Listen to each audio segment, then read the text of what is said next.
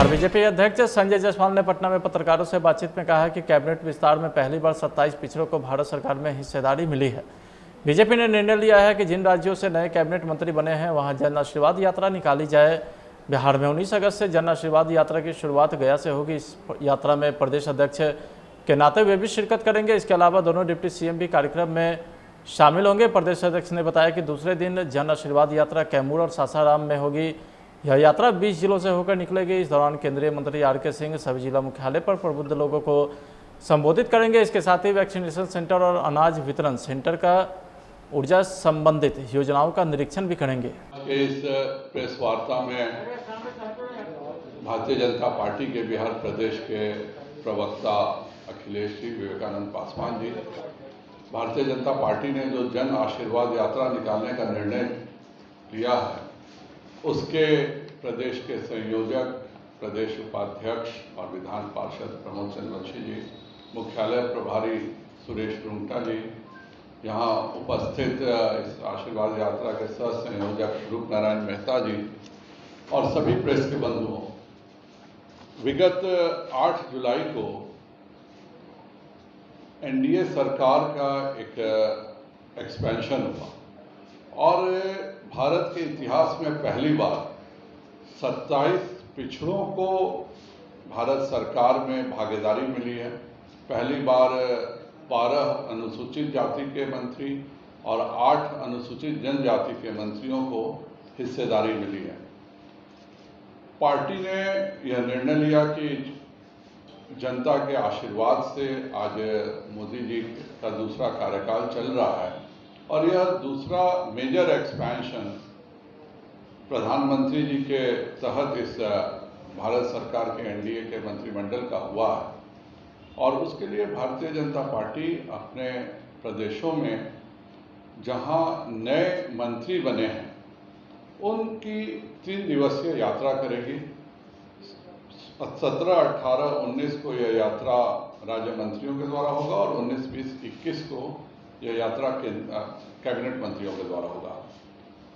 बिहार से हमारे 2 सहयोगी दल के मंत्री बने हैं, माननीय आर.सी.पी. सिंह जी और पशुपति पारस जी। भारतीय जनता पार्टी से पहले राज्य मंत्री थे स्वतंत्र प्रभार और अब कैबिनेट मंत्री श्री आर.के. सिंह जी बने हैं और इसीलिए बिहार भारतीय जनता पार्टी माननीय कैबिनेट मंत्री श्री आर.के. सिंह जी के नेतृत्व में जन आशीर्वाद यात्रा निकाल रही है। इस पूरे यात्रा के संयोजक प्रमोद चंद्रवंशी जी, सिद्धार्थ शंभू जी, रूपनारायण मेहता जी, शंभू शरण पटेल जी और अनिल राम जी हैं। यह यात्रा 4 जिलों से होकर के निकलेगी। 19 तारीख को यात्रा का औरंगाबाद होते हुए यह कैमूर तक पहले दिन जाएगी और नबीनगर में यात्रा का पहले दिन का समापन है। दूसरे दिन यह कैमूर और सासाराम में यात्रा का रहेगा और तीसरे दिन उनके लोकसभा क्षेत्र में बक्सर होते हुए ये यात्रा का समापन होगा। इस यात्रा में प्रदेश अध्यक्ष के तौर पे मैं भी रहूँगा और हमारे दोनों उप मुख्यमंत्री एक दिन इस कार्यक्रम में उपस्थित रहेंगे। यह पूरी यात्रा 20 जिलों से होकर के निकलेगी और जो भी केंद्रीय कार्यक्रम हैं, जैसे माननीय प्रधानमंत्री जी ने जो सभी को मुफ्त वैक्सीन देने का निर्णय किया और 4000 करोड़ की बचत केवल बिहार सरकार को हुई है, तो इसमें वह वैक्सीनेशन सेंटर का दौरा करेंगे।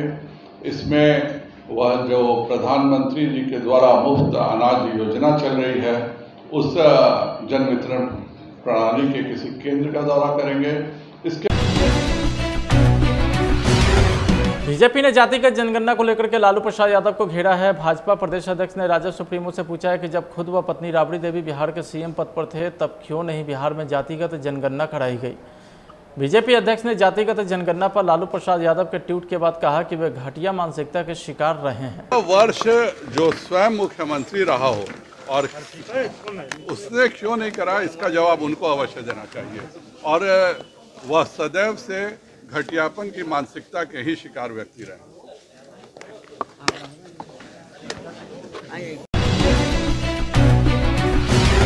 पटना से सटे मनेर में बाढ़ के पानी ने तबाही मचा दी है। 19 पंचायत में से 6 पंचायत तो पूरी तरीके से बर्बाद होने के कगार पर है, लेकिन सरकार की तरफ से कोई व्यवस्था नहीं की गई है। लोगों को आने जाने में भी परेशानियों का सामना करना पड़ रहा है।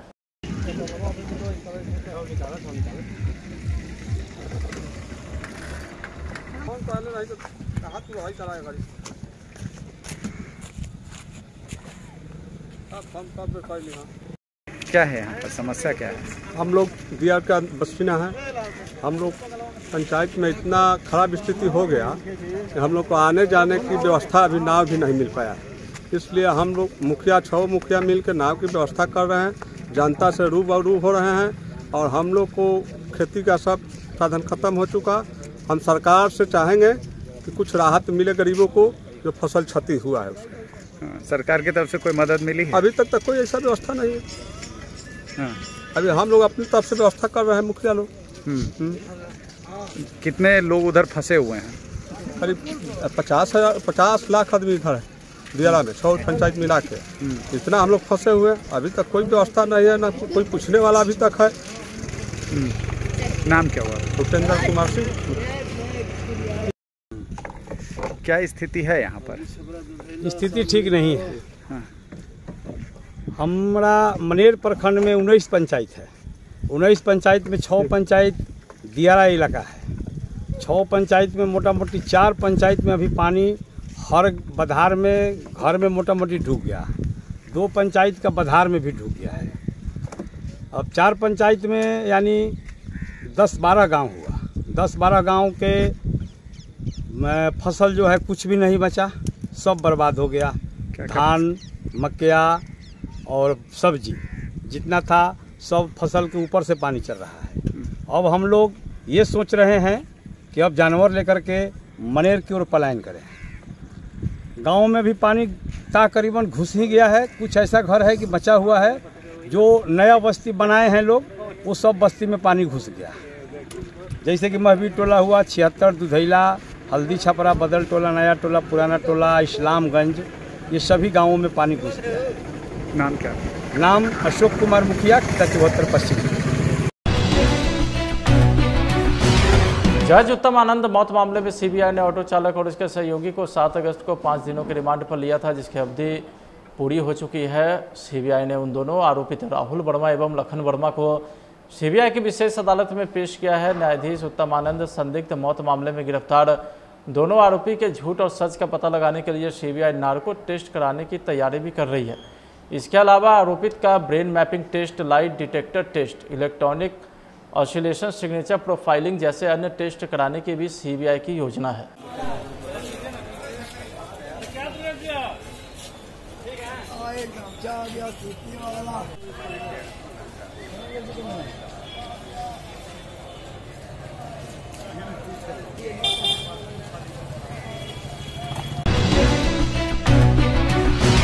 रोहतास में विकास लोक शिकायत निवारण शिविर का आयोजन किया गया। रोहतास के डीएम धर्मेंद्र कुमार की अध्यक्षता में शिविर में ऑन द स्पॉट 60 मामलों का निष्पादन किया गया है। इसके अलावा पहले से प्राप्त हो रहे 350 से अधिक मामलों का निष्पादन भी कर दिया गया है।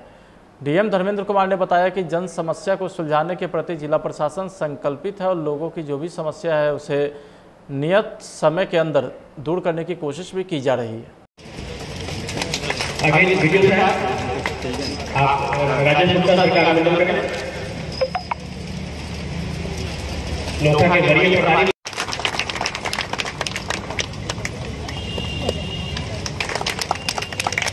धन्यवाद sir. Please take your seat. जैसा कि हम सभी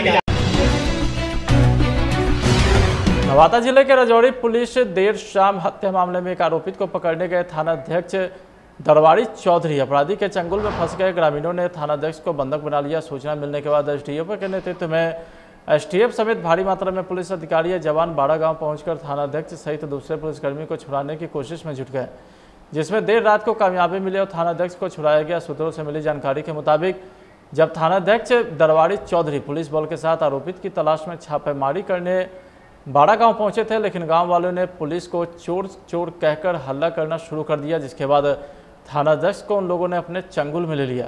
जिले के कई थाने की पुलिस देर रात तक थानाध्यक्ष को छुड़ाने की कोशिश में जुटे रहे, जिसके बाद में सफलता मिली।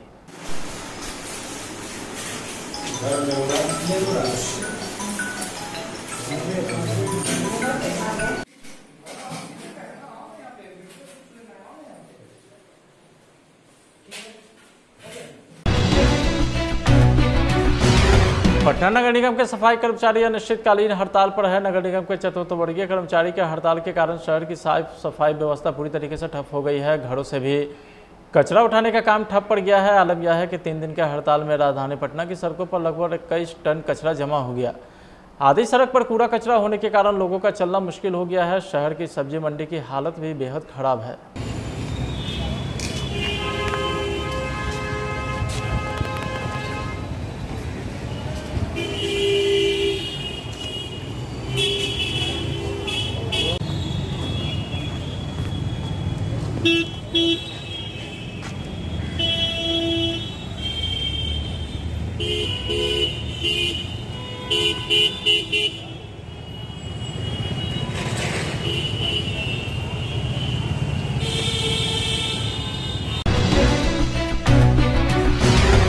सुपौल में इलेक्ट्रॉनिक दुकानदार को हथियार का भय दिखाकर 85,000 रुपया मोबाइल लूटकर अपराधी फरार हो गए हैं। तो वहीं दुकानदार विकास कुमार ने बताया कि देर रात जब मैं दुकान बंद करके घर जा रहा था, इसी दौरान पिपरा PHC के समीप 2 बाइक सवार अपराधियों ने मुझे हथियार का भय दिखाकर मेरी गाड़ी का डिक्की तोड़कर 85,000 रुपया और मोबाइल लूटकर चलते बने।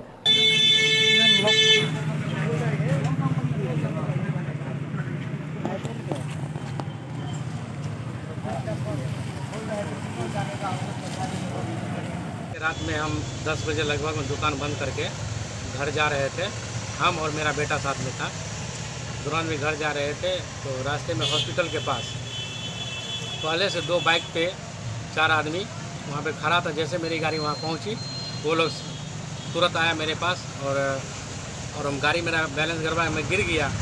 गिरने के बाद लोग बंदूक निकाल करके बंदूक दिखाया। उसके बाद हम डर से मेरा हालत ख़राब हो गया। उसके बाद वो मेरा गाड़ी का डिक्की में लात मारा। डिक्की में बैग था मेरा भूरा रंग का, जिसमें 2 मोबाइल फ़ोन था और दुकान का और गोदाम का चाबी था और उसमें नकदी 85,000 रुपया था, जो कि वो लोग निकाल लिया। और उसके बाद हमको बोला पीछे घूमो, और पीछे जैसे हम घूमे तो वो लोग बंदूक दिखाते हुए भाग गया सिंहेश्वर। और बदमाशों लोग का चेहरा देखे थे? नहीं, बदमाश का चेहरा हम नहीं समझ में आया, क्या मुँह पे जो है। आपको किसी के ऊपर शक भी है कि कोई ऐसा कर सकता है, आपके साथ दुश्मनी की शक? जी नहीं, किसी को शक नहीं है हमको। वो किधर की ओर भागा था? वो ये श्यामनगर की ओर भागा था। श्यामनगर की ओर भागा था। कितने बजे रात की घटना है ये? लगभग 10 बजे समथिंग में था। कौन सी जगह का नाम क्या है वहाँ पे? वहाँ पे हॉस्पिटल के सामने था। अच्छा, ये बताइए, आपने जो थाना पे जो एप्लीकेशन दिए हैं, तो बड़ाओं ने अभी तक में आपको क्या आश्वासन दिए हैं इसके विषय में? अब बड़ाओं के हम लोग उसी दिन रात में एप्लीकेशन दिए और एप्लीकेशन दिए, बोले ठीक है आप जाइए, हम कार्रवाई करते हैं। मामला कितना घंटा बीत चुका है? ये 9 तारीख के रात का ही है। 2 दिन आज हो जाएगा इसका। 2 दिन होने के बाद अभी तक कोई कार्रवाई नहीं हुई, कोई आश्वासन नहीं दिया गया आपको? हाँ, बताए कि हम देख रहे हैं। आपका शुभ नाम बताइए। विकास कुमार। पूरा एड्रेस? पिपरा बाजार में दुकान है हमारी और वार्ड नंबर 1 पिपराही अमा में हमारा घर है। किसी के ऊपर सबको शुभ नहीं है आपको? जी नहीं। बाढ़ के NTPC थाना क्षेत्र के सहनौरा गांव से लापता 2 बच्चों का शव NTPC डैम से बरामद कर लिया गया है। शव मिलने के बाद गुस्साए ग्रामीणों ने नेशनल हाईवे 31 को जाम कर दिया, जोरदार तरीके से हंगामा किया। सहनौरा गांव के ग्रामीणों ने NTPC प्रबंधन पर आरोप लगाते हुए कहा है कि डैम तो बना दिया, मगर उनकी सुरक्षा को लेकर किसी भी प्रकार का कोई कदम नहीं उठाया गया है। यदि सुरक्षा के थोड़े से भी इंतजाम किए गए होते तो बच्चों की मौत नहीं होती।